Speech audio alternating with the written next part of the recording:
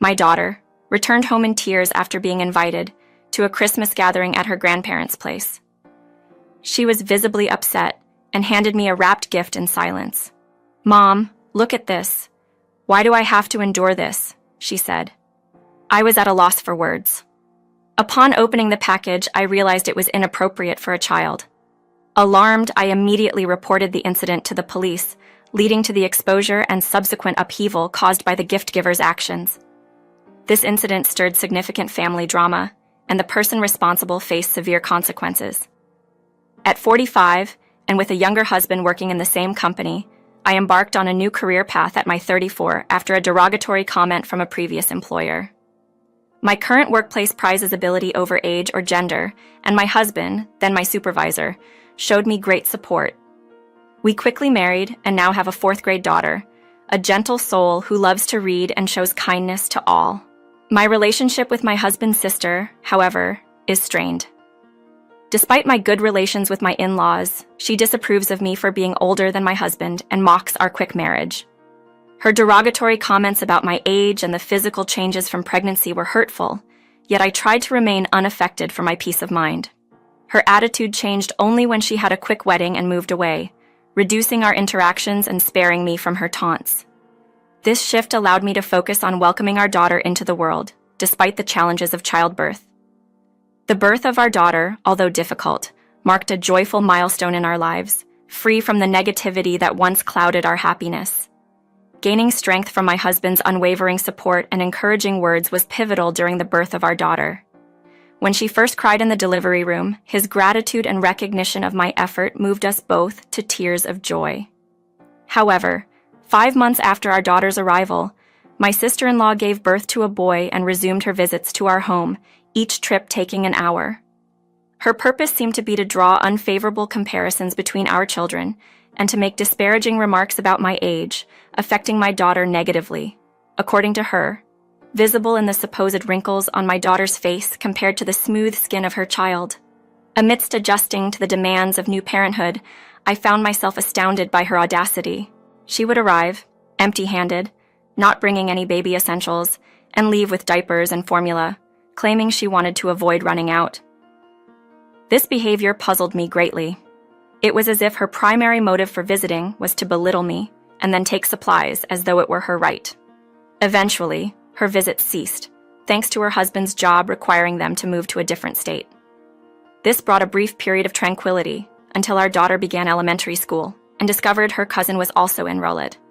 Despite our strain of familial relationship, our daughter and her cousin developed a warm friendship. She, being older, kind, and sincere, looked after him. He became quite popular among his peers.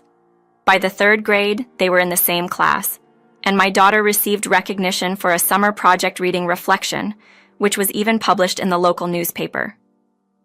This achievement became a topic of conversation among family and relatives, especially during a visit to my in-laws. On this occasion, many relatives gathered, possibly because of my daughter's accolade. However, my sister-in-law seemed unsettled by our family receiving attention. She complained it was unfair, claiming the celebrated book was meant for her son, despite the truth that the children had exchanged books by mutual agreement. After reading both options, they decided together on which book report to write, showing a collaborative spirit that my nephew appreciated. This incident highlighted the children's ability to share and support each other, contrasting sharply with the adults' conflicts and misunderstandings. My nephew had a preference for the book my daughter read first, and graciously, she allowed him to choose it. When I shared this story, my sister-in-law wrongfully accused me of composing the award-winning Reflection for my daughter, perhaps recalling that I enjoyed writing novels during my college days, a fact she likely learned from my husband. Unbeknownst to me, she was also maliciously spreading rumors at the school, insinuating that I had used personal connections with the competition judges to unfairly advantage my daughter's submission. The spread of these baseless accusations deeply saddened my daughter, to the extent that she lost interest in her once-beloved pastime of reading. The spread of these baseless accusations deeply saddened my daughter, to the extent that she lost interest in her once-beloved pastime of reading. This was the final straw for me. I couldn't bear to see her so disheartened, not only because of the false allegations directed at me, but also seeing she became a victim of cruel gossip. Before taking any action, I confided in my husband, detailing for the first time the extent of his sister's unkindness towards me since our marriage. This included her taking clothes intended for our daughter, rationalizing those infants couldn't discern gender-specific attire, and making derogatory remarks about my appearance during pregnancy, comparing me to a sumo wrestler. Outraged by his sister's behavior, my husband agreed it was time to involve his parents, insisting on personally conveying the situation. Together with his parents, he confronted my sister-in-law at her home. Her initial delight at seeing her family unexpectedly visit quickly dissolved into shock as she faced a stern reprimand from my husband. Her reaction to being called out was to direct her anger towards me, accusing me of betraying her to her favorite brother, thereby casting herself as the victim in an attempt to deflect responsibility. Initially, I answered her phone calls, mistaking them for attempts at reconciliation, only to realize she was merely venting her frustrations. Eventually, I set her number to go directly to voicemail, effectively ignoring her attempts to contact me. The calls ceased after a few 2 weeks, which I initially attributed to her losing interest. However, I later learned that wasn't the reason. In December, a children's Christmas party was organized at my in-laws, a first for them, which piqued my curiosity about the timing. Nevertheless, my daughter was thrilled to be invited, reminiscing about the joyous Christmas celebration she experienced in kindergarten and hoping for a similar event at her elementary school, which unfortunately didn't organize such festivities due to their policy on religious events. I often ponder the need for strict adherence to religious traditions when Christmas itself has blossomed into a universally cherished holiday, distinct in its celebration across the globe. This thought crosses my mind, especially since I've noticed some parents are quite particular about maintaining their religious connotations. Last 2 years, deciding to embrace the festive spirit in our way, my daughter and I chose to celebrate Christmas cozily at home. She particularly enjoyed the gift exchange, a highlight of our celebration. This year, an invitation from my in-laws suggested a modest budget of $11 for a gift exchange at their Christmas party. My daughter and I embarked on a little adventure to a vast shopping mall nearby, searching for the perfect present. She eventually settled on one of her cherished picture books, eager to share its story and the joy it brought her with someone else during the party. On the day of the event, with the present in hand, she set off to my in-laws' place, which was just a short bus ride away from our home. After letting my mother-in-law know of her impending arrival, she kindly offered to pick her up from the bus stop. A call from her later assured me of my daughter's safe arrival, allowing me to momentarily put my worries to rest. However, peace was short-lived. Merely 50 minutes later, the unexpected sound of the front door opening on a weekday caught me off guard. My husband was at work, and I was home, working remotely during my daughter's winter break. The sight that greeted me was heart-wrenching. My daughter, sitting by the entrance, in tears. She handed me a gift-wrapped bag, her expression suggesting that the contents would explain everything. Inside, I found a newspaper with her reading reflection torn to pieces, accompanied by a menacing card written in red ink, warning us about becoming too arrogant or else risk ending up like the mutilated stuffed animal also inside the bag, which was disfigured and stained with red ink to mimic blood.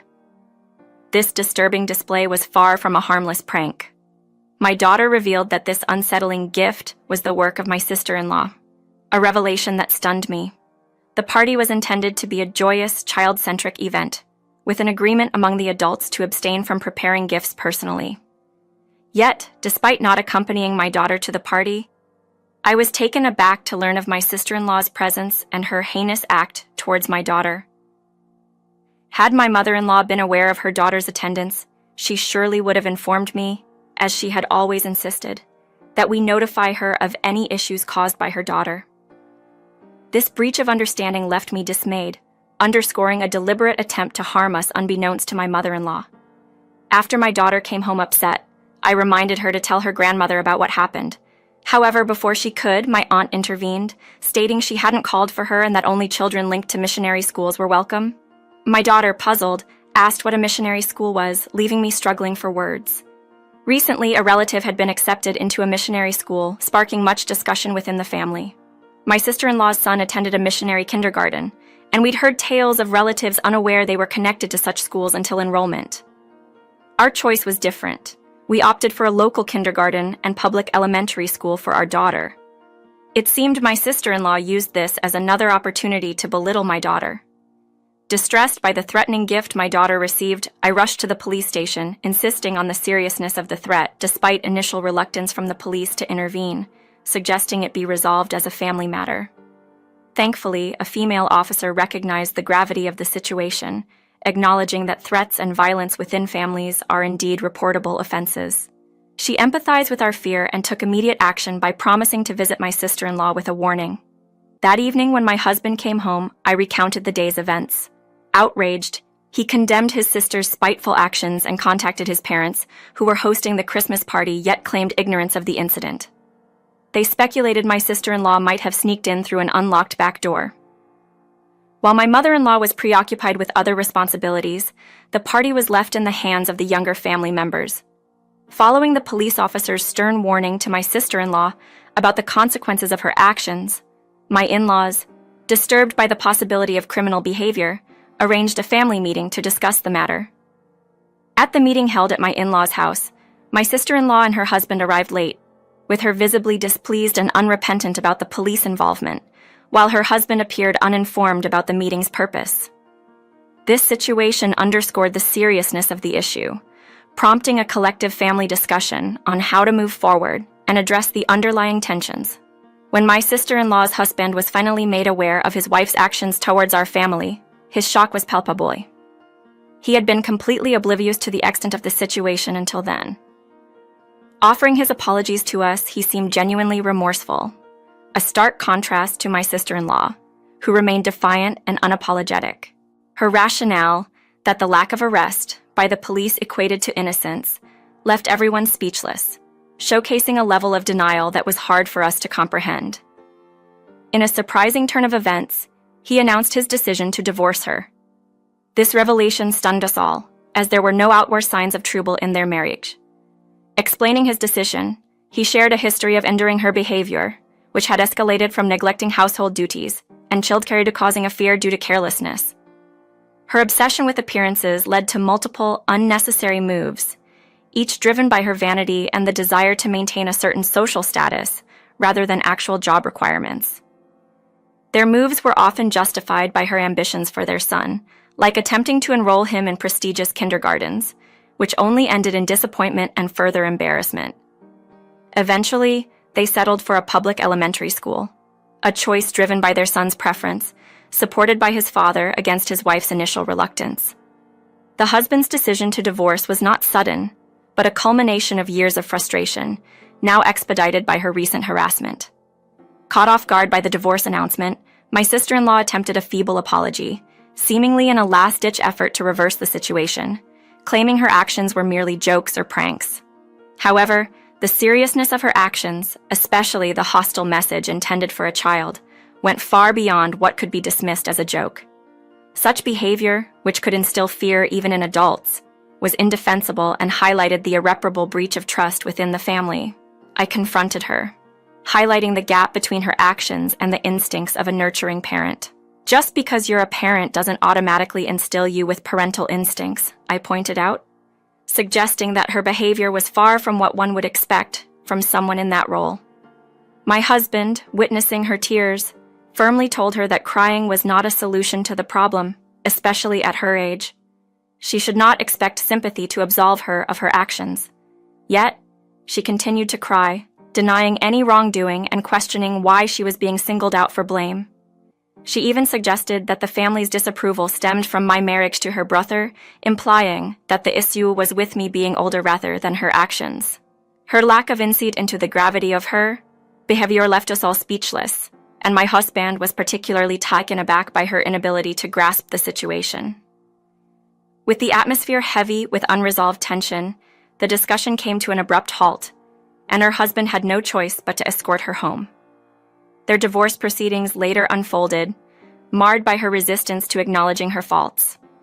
It was only her son's innocent revelation about the Christmas party that tipped the scales, leading to her reluctant agreement to the divorce.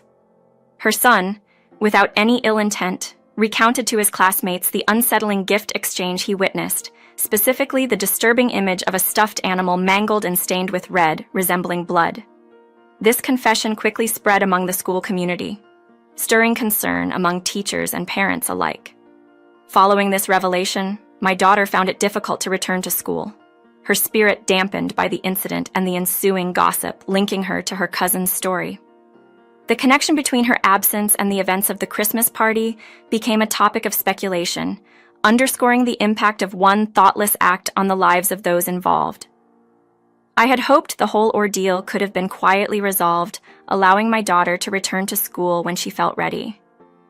Her cousin's intention in sharing the distressing experience was not for amusement, but as a desperate plea to halt his mother's harmful actions. Witnessing the impact of these revelations, her husband was compelled to expedite the divorce proceedings, accepting her terms just to finalize their separation. By then, she had become widely known in the community for her menacing behavior towards children, leading to her being ostracized and even faced with hostility from neighbors.